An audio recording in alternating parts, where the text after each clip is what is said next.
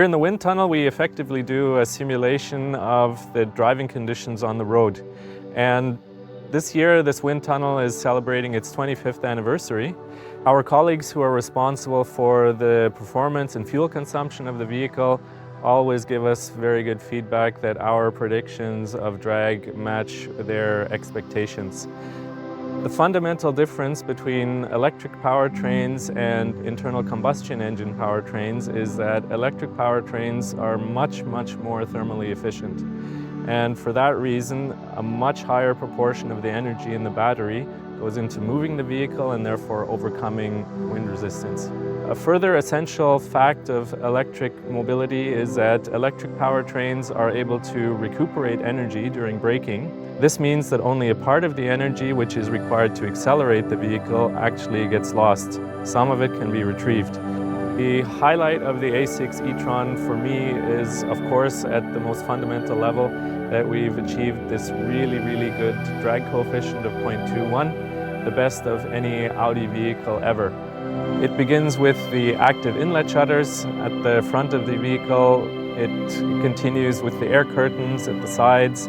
Then we have the virtual mirror. The details in the underbody begin at the front of the vehicle. We have the air deflectors upstream of the front wheels. We have the aerodynamically optimized outlet for the cooling air.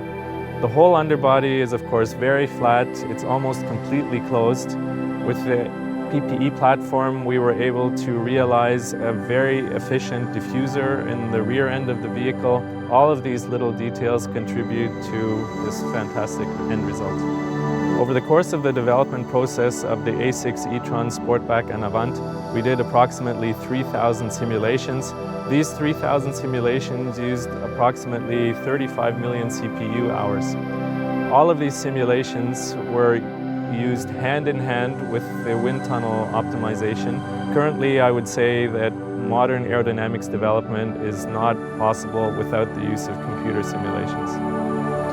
The use of 3D visualization for aerodynamics is particularly helpful when we want to communicate our results to non-aerodynamicists. We can explain them much more understandably if we use 3D visualization.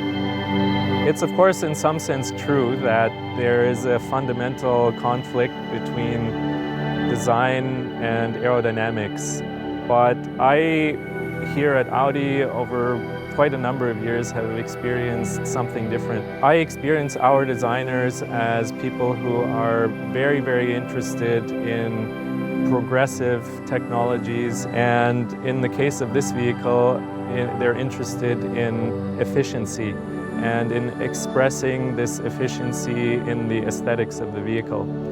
I think the important thing to understand is that we aerodynamicists, we are actually not responsible for one single part on the vehicle. There are many colleagues in the Technical Development Center who are responsible for all of the parts that we influence as aerodynamicists. And there are many of them who helped us during the development of this vehicle to realize our ideas to make the car efficient. Audi, of course, has a long-standing tradition of aerodynamics development in its history. We think back to the 1920s and 30s to the streamlined vehicles of Auto Union. Then in more recent history, 1982, the Audi 100 C3 came onto the market as the drag coefficient world champion.